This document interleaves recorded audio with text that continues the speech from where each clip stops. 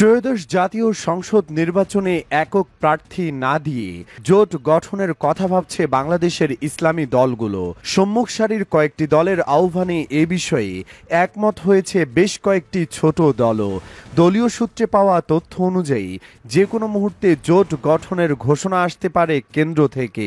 কিন্তু কিভাবে নির্বাচনে লড়বে এই জোট, কি নামে বা কোন প্রতীকে ভোট চাইবে ইসলামী জোটভুক্ত দলগুলো? বাংলাদেশের জাতীয় নির্বাচনে জোট গঠনের ইতিহাস বেশ পুরনো। স্বাধীনতার পর থেকেই প্রতিটি নির্বাচনে পরস্পর সমঝোতাপূর্ণ ছোট ছোট দলের অংশগ্রহণ দেখা যেত। তবে সবচেয়ে সুসংগঠিত নির্বাচনী জোটের সাথে বাংলাদেশ পরিচিত হয় ২০০১ সালের নির্বাচনে। বিএনপি, জামায়াতে ইসলামী, ইসলামী ঐক্য জোট এবং জাতীয় পার্টির নির্বাচনী জোট সেবারের নির্বাচনে বিপুল ভোটে জয়লাভ করে।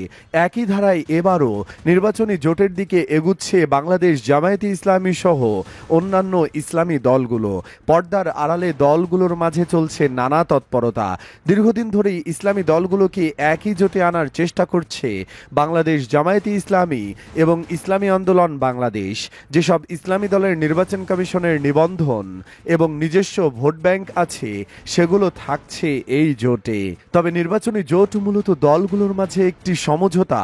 নির্বাচন কমিশনে কোনো জোটকে অনুমোদন দেয় না, বরং নিবন্ধিত রাজনৈতিক দল এবং প্রার্থীকে নির্বাচনে অংশগ্রহণের সুযোগ দেয়। ফলে ইসলামী দলগুলো জোটভুক্ত হয়েও সেই জোটের নামে আলাদা দল গঠন কিংবা প্রতীক বাছাইয়ের সুযোগ নেয়, বরং যে যার দলীয় প্রতীক থেকেই নির্বাচন করবে নির্বাচনী আসনগুলোতে। জোটভুক্ত বাকি দলগুলো সেই দলকে সমর্থন করবে।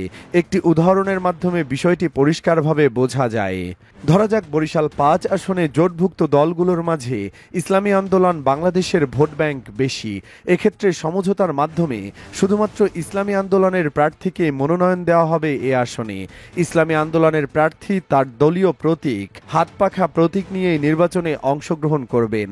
বাংলাদেশ জামায়াতে ইসলামী, খেলাফত আন্দোলন, খেলাফত মজলিস সহ ইসলামী জোটভুক্ত অন্য কোনো দল প্রার্থী দেবে না বরিশাল ৫ আসনে, বরং এসব দলের নেতাকর্মীরা এই আসনে হাতপাখা প্রতীকেই চালাবে নির্বাচনী প্রচারণা।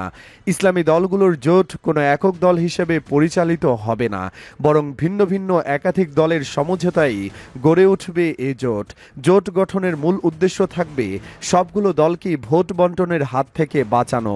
অর্থাৎ যে আসনে জামায়াতে ইসলামের প্রার্থী দেবে সে আসন থেকে ইসলামী আন্দোলন, খেলাফতে মজলিস সহ সব ইসলামী দলের অনুসারীদের ভোট পাবে জামায়াতে ইসলামী। আবার যে আসনে ইসলামী আন্দোলন প্রার্থী দেবে সেখানকার জামায়াতে ইসলামের অনুসারীরাও ইসলামী আন্দোলনকে ভোট দেবে। রাজনৈতিক বিশ্লেষকদের মতে এ পদ্ধতি কেবল একটি দলকে নয়, বরং ছোট বড় সকল ইসলামী দলকে সংসদে নেওয়ার জন্য সহায়ক হবে।